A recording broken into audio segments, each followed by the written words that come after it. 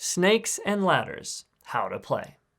The object of the game is to be the first player to get your piece to the finish 100 space.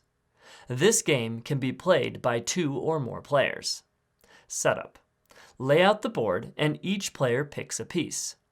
Each player rolls the die and the player with the highest number goes first, then play proceeds clockwise. On your turn, roll the die and move your piece that many spaces. Pieces start at the 1 space, then move from left to right and right to left along the board, following the sequence of numbers towards 100. When you land at the bottom of a ladder, you immediately move your piece to the space at the top of the ladder.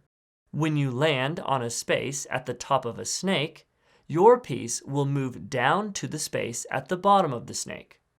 If you land on a space at the bottom of a snake or at the top of a ladder, then nothing happens. The first player to reach the highest space on the board, the number 100 space, wins the game. To win, however, you will need to roll an exact number to get to the last space. If your roll is too high, then you remain where you are. Thanks for watching. If you like this, hit the like button and consider subscribing. Don't own snakes and ladders? Check out the link in the description for where you can buy it.